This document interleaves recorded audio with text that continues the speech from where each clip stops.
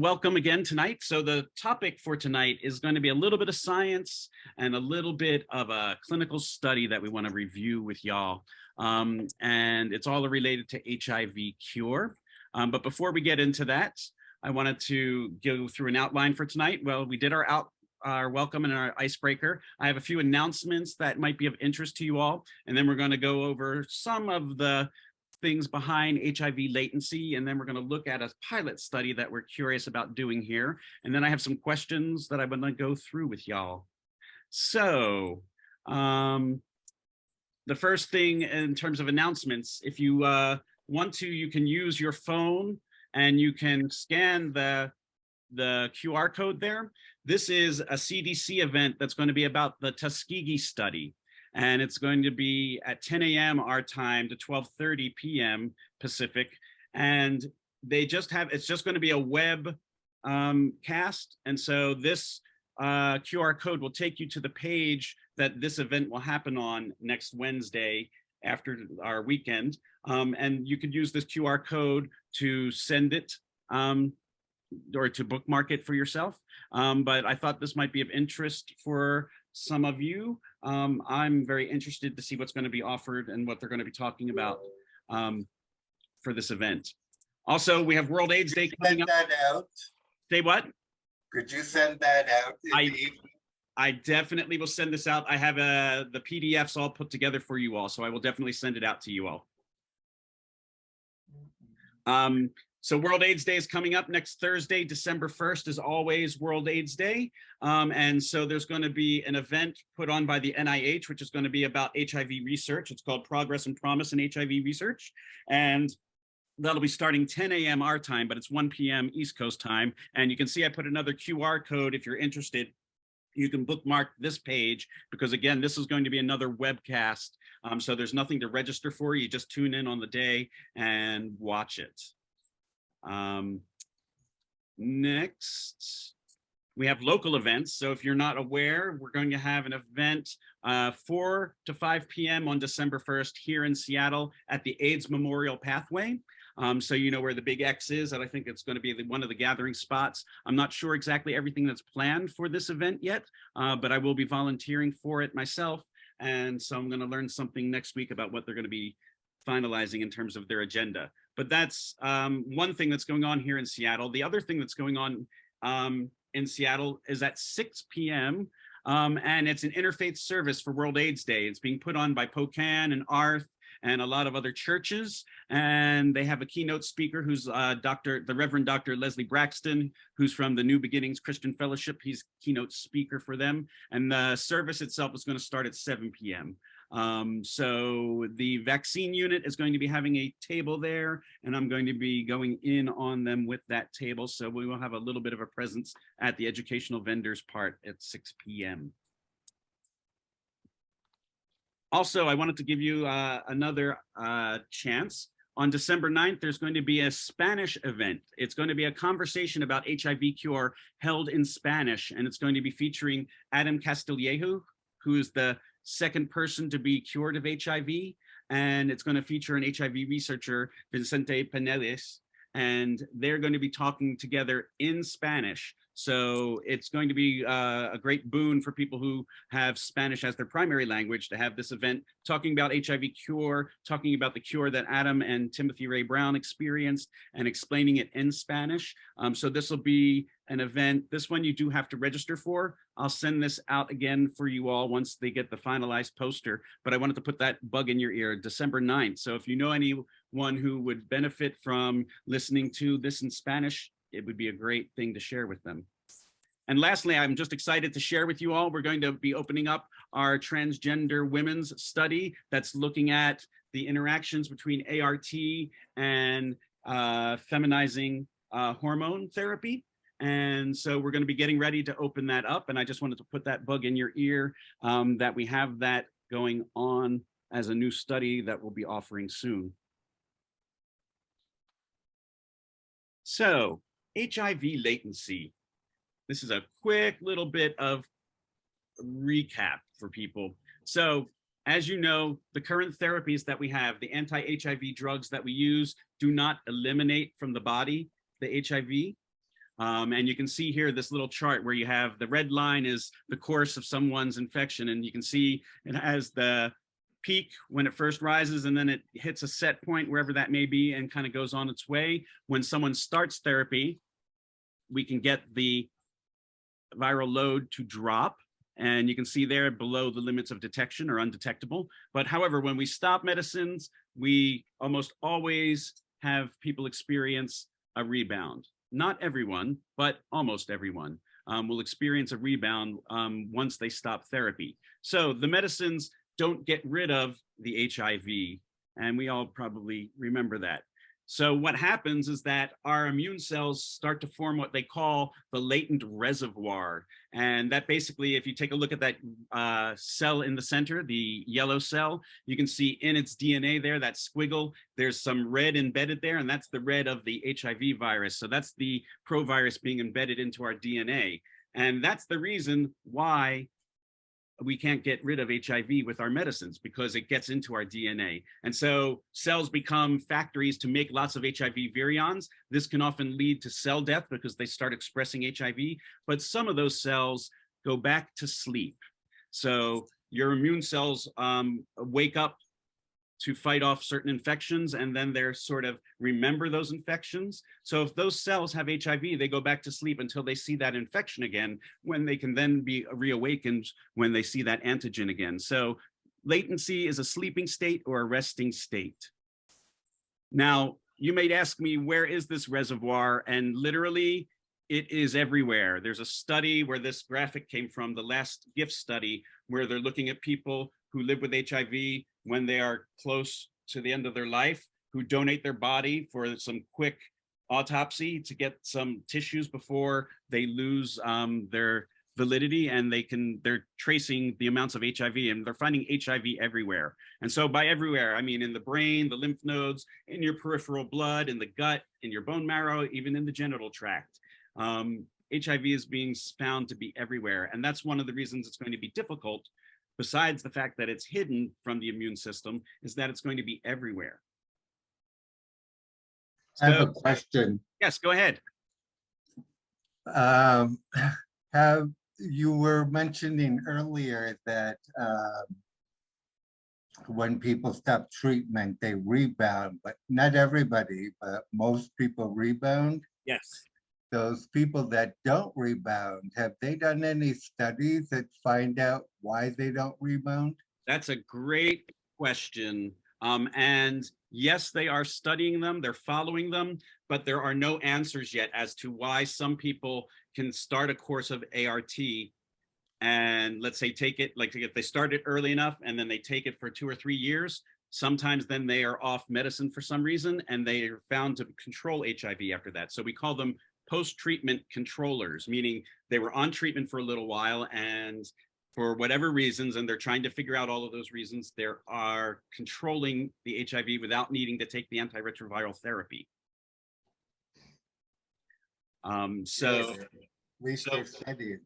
Yeah, so it's being studied, and we know that it usually involves people starting medicine relatively soon. It doesn't have to be immediate, but relatively soon. Early ART is one of the factors that helps people, it seems, when they become controllers afterwards.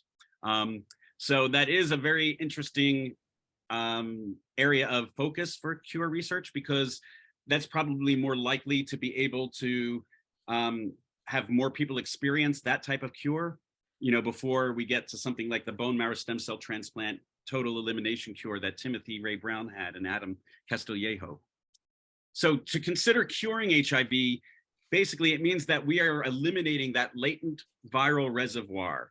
That's how we will cure HIV. We need to get rid of the reservoir. It's probably the #1 thing that is the #1 obstacle keeping it from happening. So as I like to say, it's au revoir, HIV reservoir. We have to figure out how we can say goodbye to it. So you'll hear this statement: approaches to deplete the latent reservoir of HIV that persists despite durable art are sorely needed. And that's such a research statement. But we need ways to basically figure out how to deplete the reservoir.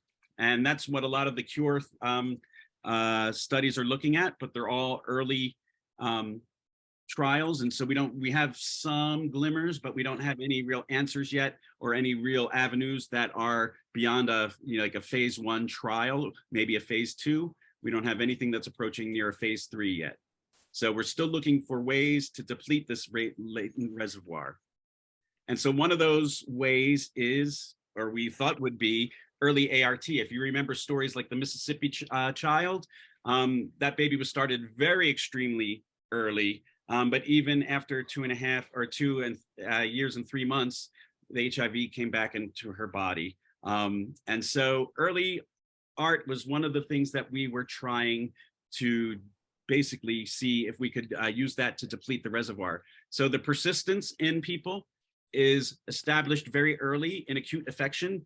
In fact, if you look at that second sentence, in non-human primates, it can occur as early as 3 days after you infect the animal. And so we don't know the timing for sure in people, but it's certain to be very early on. In fact, down in San Francisco, a man named Steve Deeks, who runs some HIV research down there, he had an individual who was on PrEP and who was getting some sort of indeterminate signs when he tested for HIV. And so they put him on, so he was extremely early. And even then, HIV was able to form a reservoir in that man's body. So very early, it happens. We know that when people take ART very early, that especially during the acute HIV infection, you can restrict the size of the reservoir. You can make basically a smaller reservoir compared to when you treat someone when they've had HIV for a while before they've realized it. So you can imagine a person who's had HIV just able to replicate in their body is going to have a larger reservoir than someone who catches it very early and goes on treatment very early. So the other thing, and this is kind of related to those the people who control HIV naturally, early ART can also reduce the contribution of long-lived central memory CD4 T cells to the total reservoir. And this profile matches the profile that's observed in people who naturally control HIV without needing ART.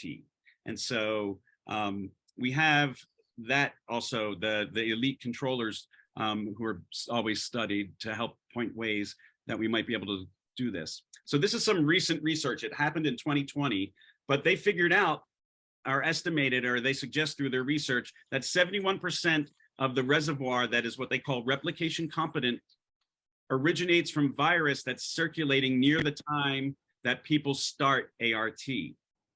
So it seems like when we start ART, it's almost like taking a picture of where HIV was in the body in terms of the various genotypes that they have, and it seems to then freeze it, and it continues on. There's a great chart that I wanted to share with you, but I'll tell you first how they did this study. So they looked at 9 women from South Africa, and they examined these samples, and these women had samples before they started ART as well as after ART. And so they took the samples from several years after ART and grew out the HIV from those samples. And then they compared the sequence of that virus to the samples that were collected before the women started ART. And they found that the reservoir of viral sequences were related to viruses that were present at the time that ART was started. And so they suggest that these results are saying that the majority of the latent reservoir is seeded in response to therapy and is likely not continually formed prior to ART. So Is go ahead. Not continually formed me.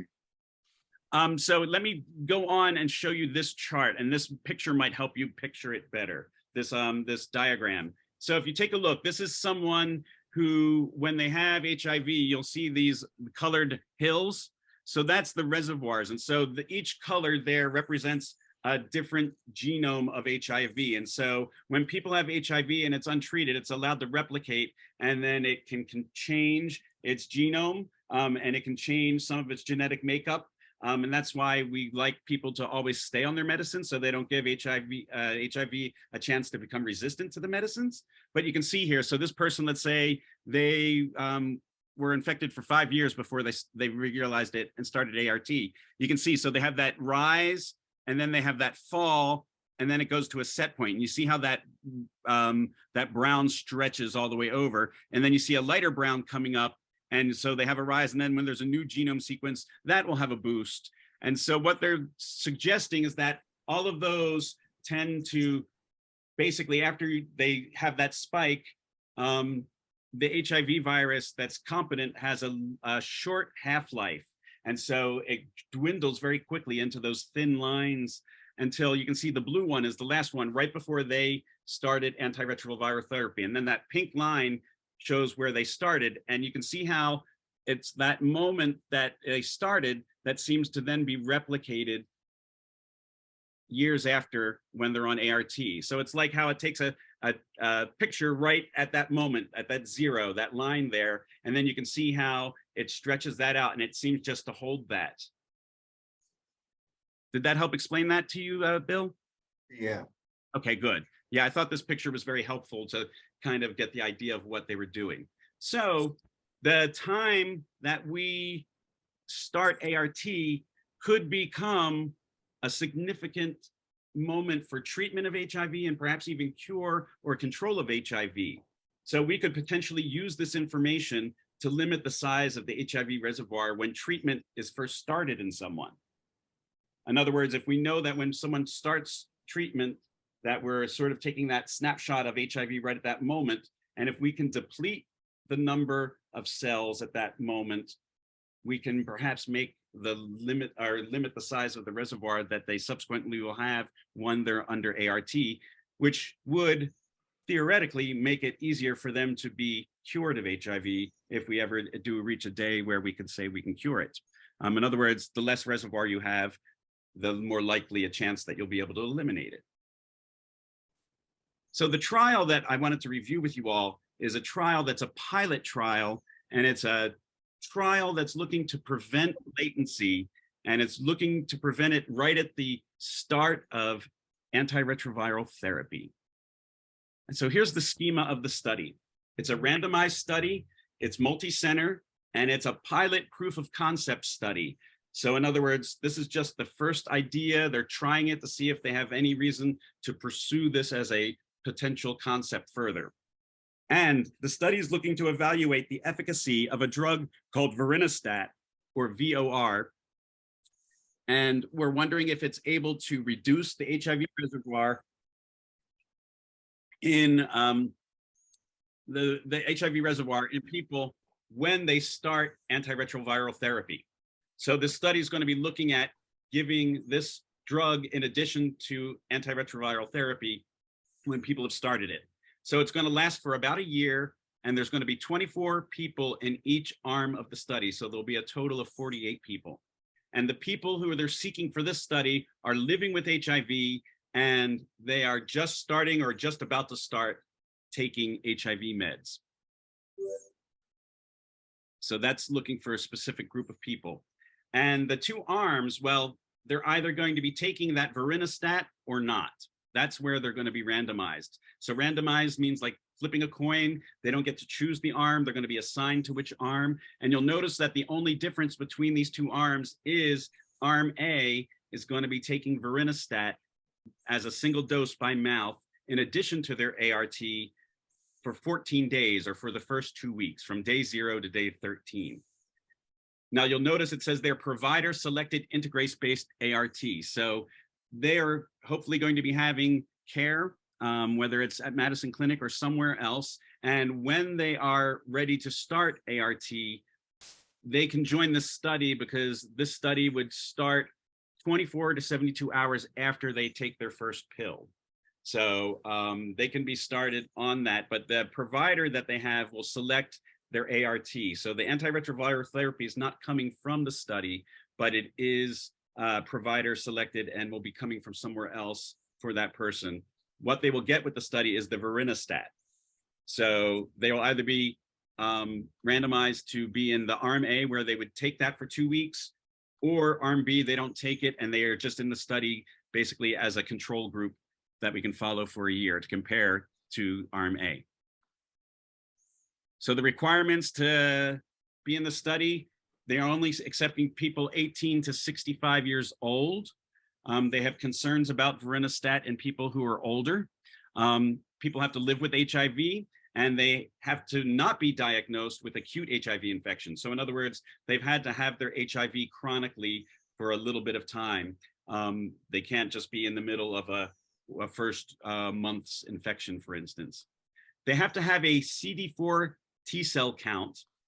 So notice that that's a count. There's no number associated. They just actually have to have had a test where their CD4s have been pulled. And they have to start an integrase-based regimen 24 to 72 hours before they enter the study. They cannot be pregnant, or they cannot be planning to conceive or donate sperm or eggs or participate in any sort of in vitro fertilization during the study period. And if they are sexually active, they have to agree to use 2 reliable methods of contraceptions: condoms with or without a spermicidal agent, a diaphragm or a cervical cac with spermicide, an IUD, or hormonal-based contraception. They need to be able to swallow pills without difficulty, and they need to be willing to sign the consent after they discuss with the research staff. So those are the basic entry criteria, but you can see there are people here who are kind of excluded from the study. So cisgender women who are of childbearing potential will not be able to be enrolled in this study because of the concerns that they might get pregnant while on the study and have taken Vorinostat, which has some toxicities for pregnant women. And again, the upper age limit, I know this sticks in a lot of craws of our CAB members because 65 is the cutoff for this. And there's no, they just given this as, given the aging of the affected population, the study will enroll participants up to age 65. And then there's a cutoff there. So those are the 2 groups that are not being included in this pilot study. The exclusion criteria go into more of the details. So can't be breastfeeding or pregnant, can't be expecting to conceive children during the projected duration of the study, can't use a lot of these different drugs within 90 days, the systemic cytotoxic chemotherapy, you'll see Coumadin is in there. You can't have any allergies to the medicine Vorinostat. You can't have any drug or alcohol use or dependence or any known psychiatric disorders that, in the opinion of the site investigator, would interfere with adherence to the study requirements. Acute or serious illness requiring systemic treatment and or hospitalization in the 90 days prior to entering the study, that would be exclusionary. You can't have received blood transfusions or hematopoietic growth factors within 60 days. You can't be compulsorily detained. As you know, prisoner recruitment and participation is not permitted in research, clinical research. Treatment for an active AIDS-defining opportunistic infection would keep you from being in it. And having any sort of cardiac rhythm disturbance that required medical or surgical therapy would disqualify you as well. Any history of pancreatitis and torsade de pointes.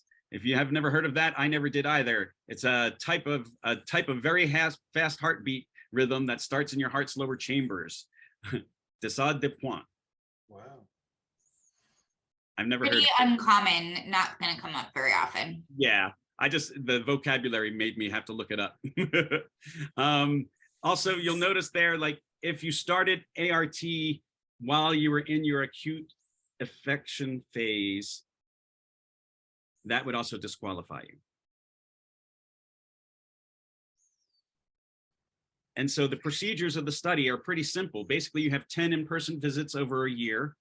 You get blood collected at some of those visits, and you just basically take your ART. If you're in the one arm that's randomized to take the Vorinostat, you'd get 2 weeks of that. And the first 2 weeks you're doing those medicines, you would take those medicines in addition to your anti-HIV medicines. And that's it. There's nothing else really with the study.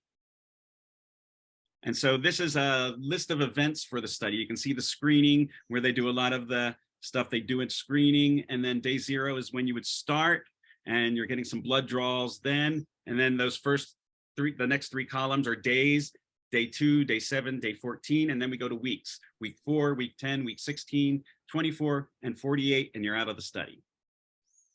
So you can see there's only 3 large volume blood draws at the bottom there. That very last row shows there's one at the beginning, and then there's one at week 16 and one at week 48.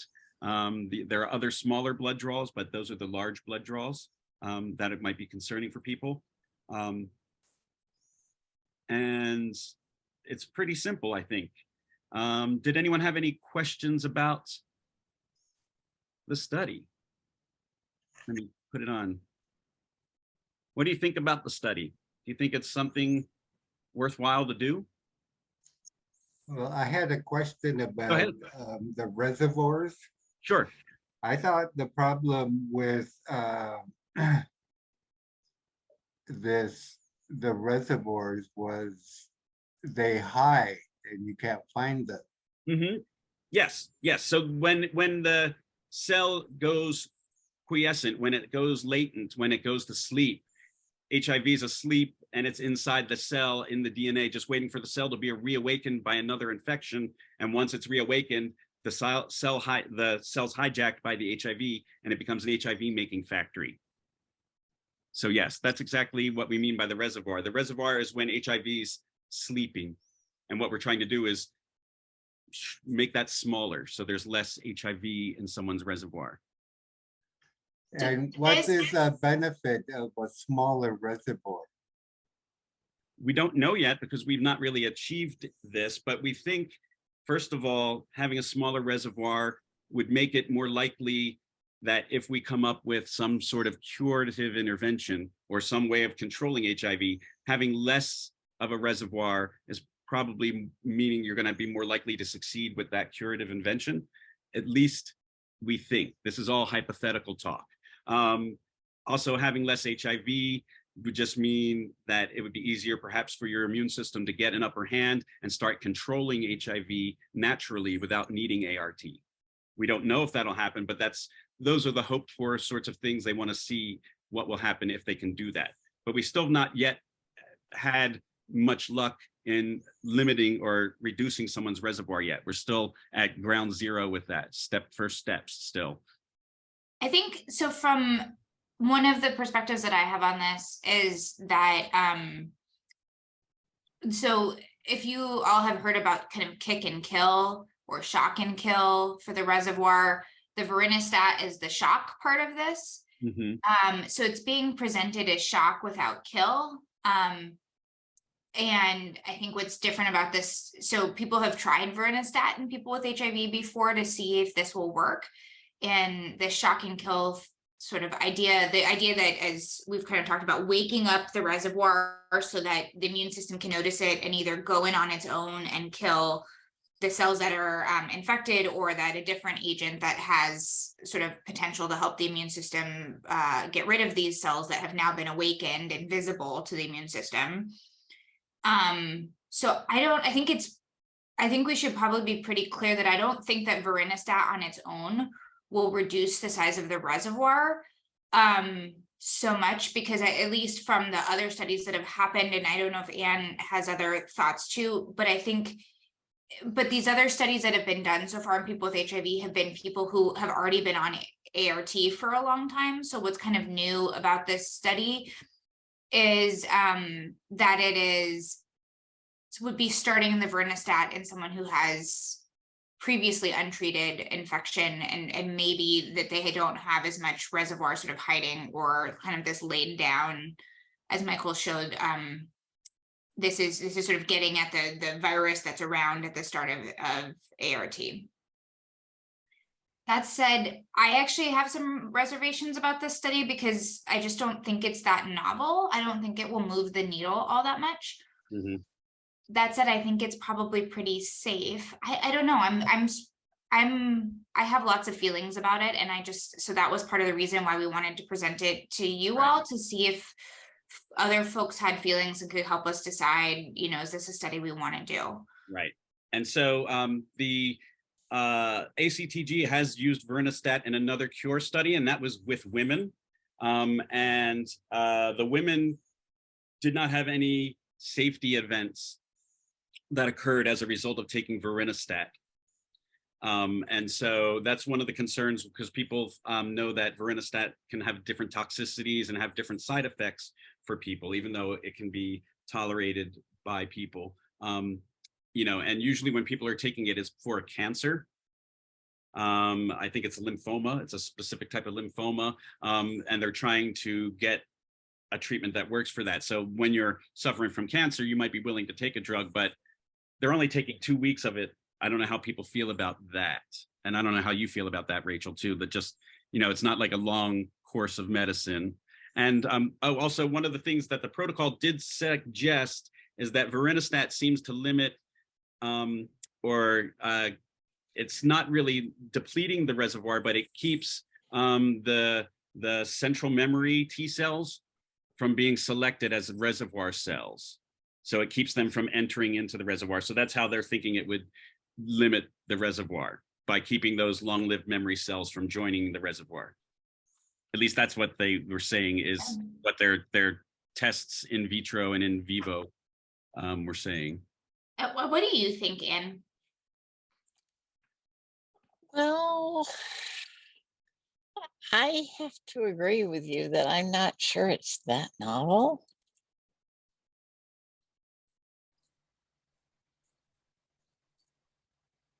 Yeah, I feel like we've sort of so Vorinostat was used in combination with this broadly neutralizing antibody in the Danish study, right? Right. Mhm. Yep. And that we all reviewed, that was presented at CROI, right? This really big deal study where there were a number of people who had, or one person, I guess, with post-treatment control, and a number of people who had a long delay to rebound. And it was a factorial design. So people got this broadly neutralizing antibody or Vorinostat or both, or just, you know, in addition to ART at the initiation of therapy. This was in people with acute infection. So everybody got ART, and some people got just Vorinostat, some people got just the BNAB, and some people got both. And it seems like really the effect was in the people who got the BNAB, plus or minus the Vorinostat. I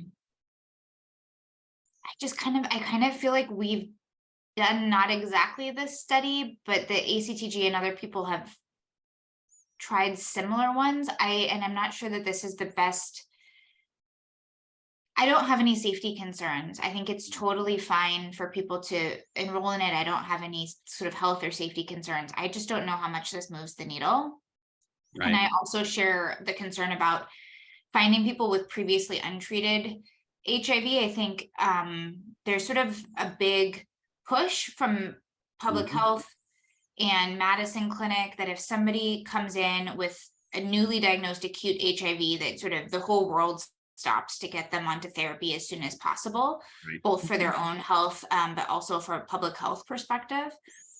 And the world doesn't stop like that for people. I mean, we try very hard to have people walk out of clinic on therapy with a new diagnosis of HIV, but the process of sort of carefully handing this person through the system is a little bit less supported, especially by public health, in the sense that I don't know that these people will appear to us in time from a research perspective anyways. So I'm a little bit worried about the ability to find participants who are interested in participating.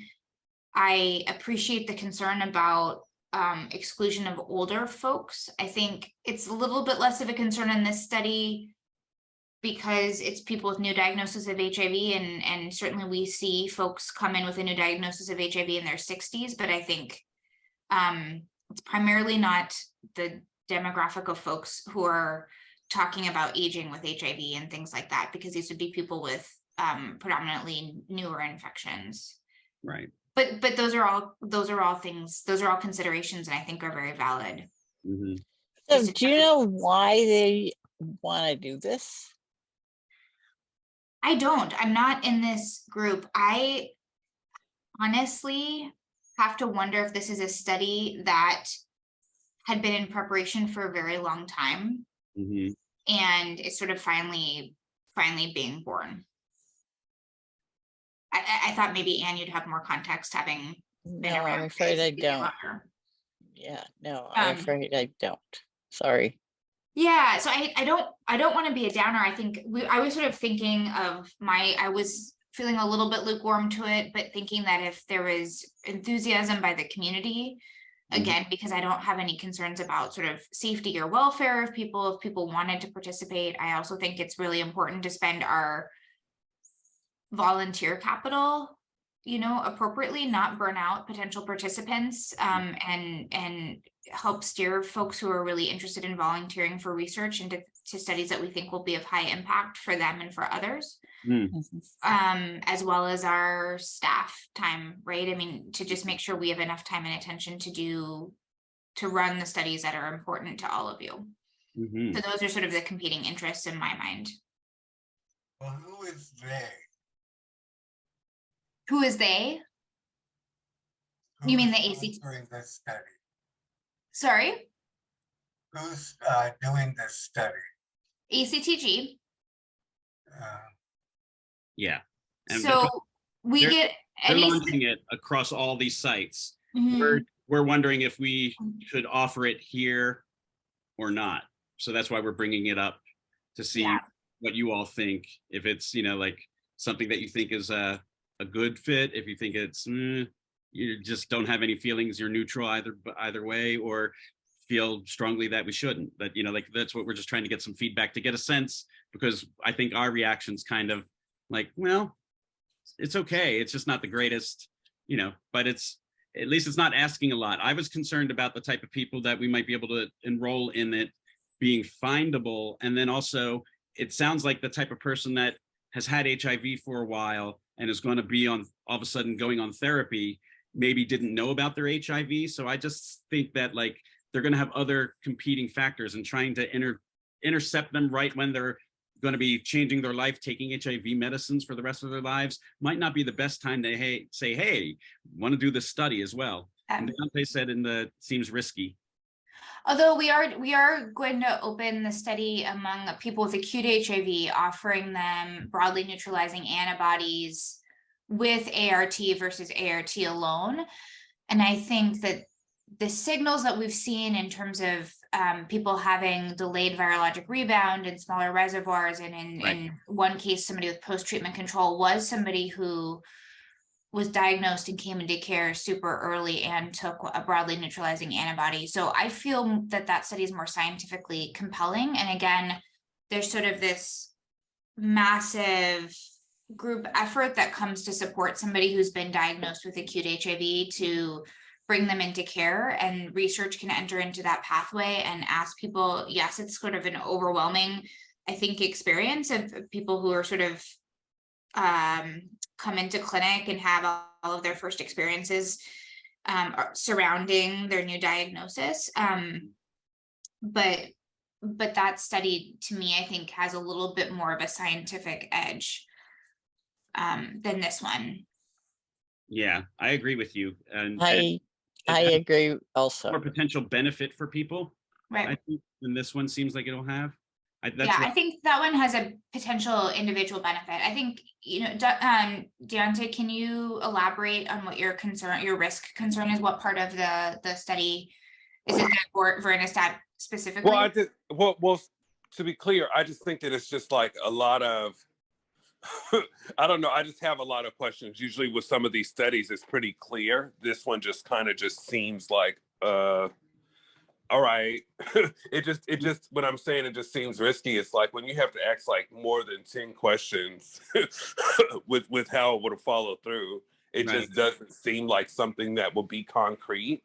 And I think that we, as a community, have done a great job with making sure that it's like when we're bringing something to community about trials, that we have answers, and there isn't very much of a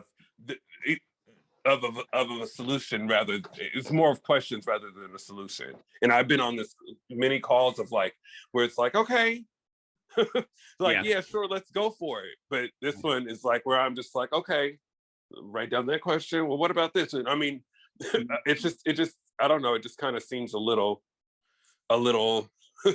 not very clear.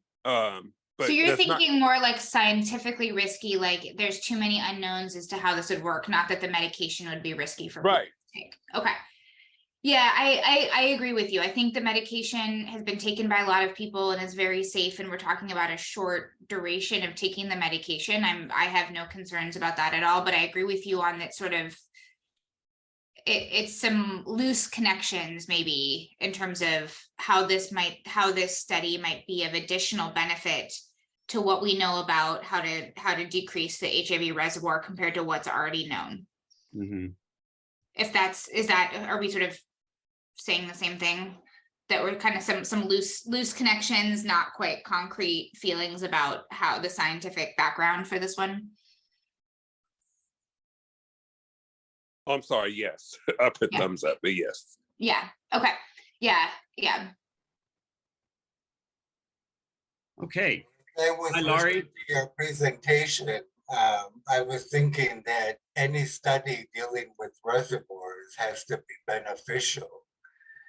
But in listening to the after-talk comments between Rachel and Ann, I'm beginning to think that that's not the case. And if this money would be better spent elsewhere, I think I would err on the side of caution. Yeah, I think that makes sense. Yeah, I mean, so I think it's important, and I know, Michael, you talk about this all the time, to sort of realize that many of the studies that are moving towards HIV cure or reservoir remission may have no benefit to the participant themselves. Right. But may have benefit to science. I think that for some of the studies that we're talking about, like, I forget the number of this one. Is it 98? Which one? The one for people with acute HIV with the BNABs. I don't know. I have to look that up. I don't know it. Or maybe 5408. That one's sort of, it's coming after Get It Right and a couple of other things. So it's further down the docket. But that study, I could say, may have benefit to the individual and definitely has a benefit to science in terms of what we know that could help people in the future. And I would say this one probably doesn't benefit the individual and maybe has a benefit to science. And just so everyone knows, Deontay had to jump off, so he's leaving us. Hi, Laurie. So Laurie came and Dante left. Hi, Laurie. Hi, sorry I'm so late. Good to see you. So you kind of missed it, but it's a very short, brief study looking at giving Vorinostat to people when they're starting ART with the hope of freezing or like basically limiting the HIV reservoir to when they started, keeping the long-lived central memory cells from forming, limiting the size of the reservoir is the hope that giving 2 weeks of Vorinostat would do. And we're just debating on whether this is interesting enough science, if it's also, if we're be able to get the population, of course, since it's Vorinostat, women who are of a childbearing potential, as well as people over 65 are not being allowed into the study. So we have those strikes against it as well, which people always complain about from our point of view. And is there sufficient data to believe that giving 2 weeks of Vorinostat will keep the long-lived cells in the reservoir from forming? Yes, and I don't know if you could see it, I did give you guys the protocol. I put a bunch of things in the chat while we were talking. I see the questionnaire and Okay, I you see don't see the CAB draft? outreach update, but I don't see the. Here, I'll put it in again. I'll put it Is in. it the cab draft? Is that Yeah. what you're talking CAB about? draft. Yep, it says CAB draft. Okay. I'll just put it in again. It's no problem. 6:24. I can Yeah. see what time you put it in. Yeah. But she may be And- signing on when that happens, so you might see it now. Okay, yeah. No. Yeah. So you can see they go through the rationale and they go through a lot of the science, which was very science heavy for me. And so in my slides, I didn't really go into the science behind it that much. But you can follow that if you wish. So how about some other people who've been quiet? Do you have anything that you wanted to add? I want to make sure people get a chance No, to speak later. up. I didn't have time. Oh.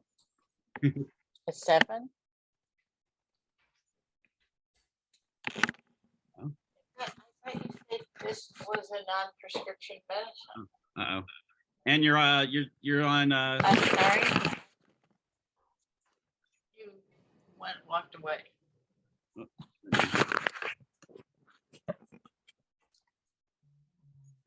all right.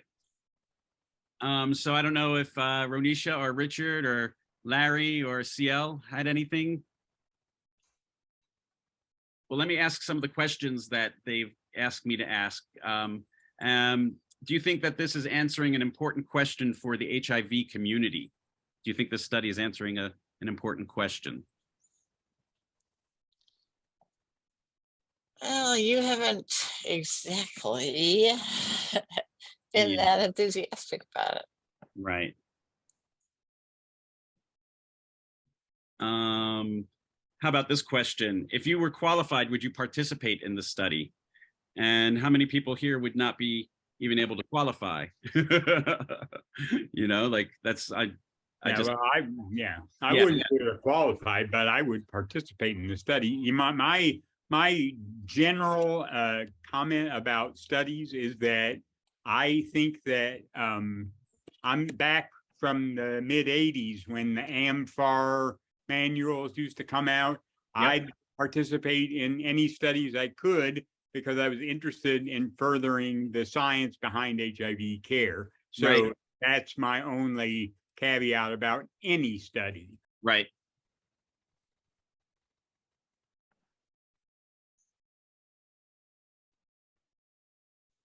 Do you think?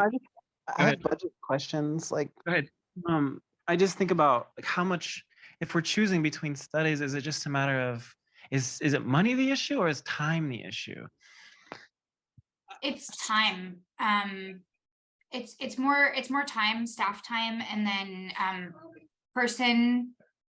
Can you wait a second, honey? Person time by participants, right? So just each volunteer and being able to be a part of different studies. I mean, that said, I don't think there's too much competition. So for an individual potential participant who'd be eligible for this study, most of our HIV remission or cure studies either are looking for people with acute infection or people who have been suppressed for more than 1 year, more than 2 years. And so this is a different population that I don't think is, competing with, or for example, being on this study would prohibit them from being part of a different study. But I'm thinking about that from the participant perspective of, are there different studies that people might participate in if they weren't on this study, for example? It is a little bit of a different population. And so I don't know that it would be, participants on this study wouldn't be eligible to participate in Do It or in other studies that we have sort of in the pipeline, because it's people with non-acute HIV just starting the ART.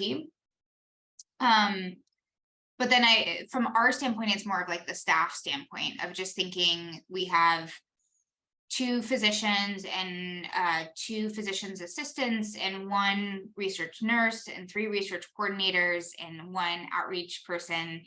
And right now we have 20 studies open and 4 that are in planning. And we have to do, all of the work that we put into them, the more love our staff puts into a study, the better we are at recruiting and giving time and energy to the participants who are on study. So, it's more from our standpoint of a human capital, both for participants and staff. Mm-hmm. The ECTG pays us to do each study, or to enroll each participant. So the more participants we have on study, the more we kind of effort we recoup. But I also think that there's the risk that we have of, if we have too many studies open and we're not paying enough attention to them, then we have all of these studies open, we're not actually helping get people onto those studies. So it's sort of a balancing act, and you know, we want to prioritize what's important to the community so that we have those studies open when people are interested in them.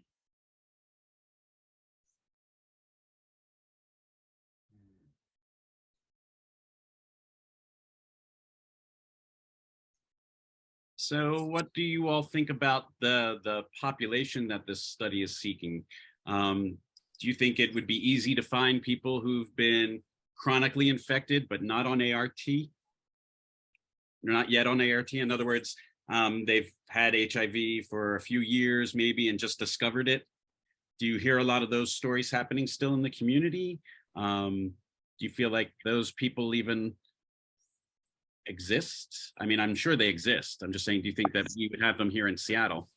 And it also doesn't need to be chronic HIV, right? It could be someone who has sort of post-acute HIV. So maybe they've think that they were exposed 3 or 6 months ago, Right. but they no longer test as somebody with acute HIV, but maybe it's recent. Right. So it's not uncommon that we have people come into care in that scenario where they test every 6 months or they test annually, and they know they last had a negative test last January and it's been 11 months since then, and they think they were with somebody 6 months ago and that might have been their exposure, but they're no longer an acute.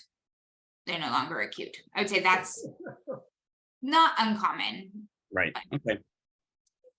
Yeah, I think you could probably find recently infected people, but if you were looking for folks where it's more chronic, there may be other things, you know, about why they weren't engaged in care that would keep them good study participants. Right. Probably those things that are keeping them from accessing care are probably preventing them from being able to access the study in the first place. Like, Right. And it's people who are in, like, I was in denial, right? So it was like, I didn't start for years. So it's like, there's also like the denial people who respond in that way would be an interesting group to try to target. Like, we'll have access to resources, but are sort of spending years sort of grieving the diagnosis. I don't know. Anyway, that's just. Yeah. No. That's good to hear. It's very valid. So I guess a question I have is if you anticipate in the near future having other studies that you guys might be considering that would compete for staff effort that would accept a larger population, including childbearing women and older people. And if accepting this study means you wouldn't have the bandwidth for something else that's more inclusive, I'm not sure I would prioritize this one. Yeah, I think that's kind of what I was thinking, is that this, like we said, there aren't that many other studies that fit this niche of people who are post-acute, recent, or chronic in their infection.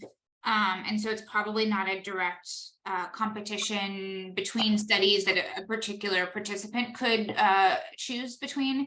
But certainly, you know, I think we were talking at our staff meeting yesterday, we're really excited to hopefully be opening Anne's TLC ART, the study that will be for people without HIV, because it's a first in human study, just for pharmacokinetics, but that will be a big lift to get that going. We're really excited about the Get It Right study for trans femme folks, and the study for acute HIV.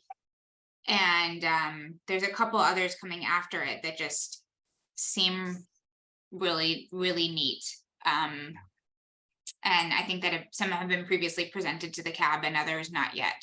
And what ones am I missing, Michael? The Seneca River Rock study you presented a long time ago. Yeah, and that now been reinvigorated. Right. God, I can't even think. Because we have actually gone through all the studies that we are currently offering. We went through recently. Went through talking about like the Danish study, which we're going to have a study that's going to look like that, where we're going to be giving the antibodies along with ART to people. And that, I don't think that one has a limit on women or on an upper age limit. So that would be taking care of what Lori's point was. There's a study that's basically looking for the similar type population, except it is acute infection, I think. So if they're not an acute, so this one is, you know, offering it for the non-acute. Yeah, and then right now, you know, we have the STOMP study open for monkeypox, and I think the part of what's challenging about studies like the monkeypox studies, the COVID studies, and studies for folks with acute infection is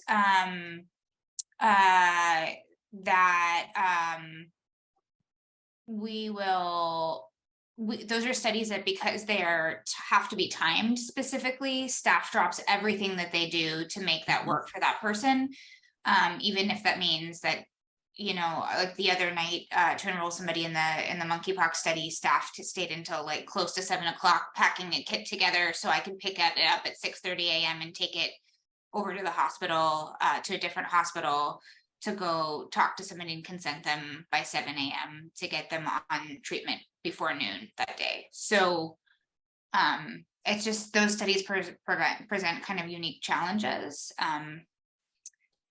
to, you know, being able to do everything that we want to do. And if for studies with people with a new diagnosis of infection, whether or not it's for people with acute infection or for this study, it would be the same thing, because you have to enroll in the study within 72 hours of starting antiretroviral therapy. It would be a drop everything, stop everything that you're doing right now kind of protocol as well. And how large a study sample would you be looking to recruit for this? It's a pilot study, so they're looking for 48 people total, 48, so it's 24 in each arm. I think Lori's asking how many would at our site likely be enrolled here. 1 to 3, yeah, probably. Okay, so it would be very small in terms of Right.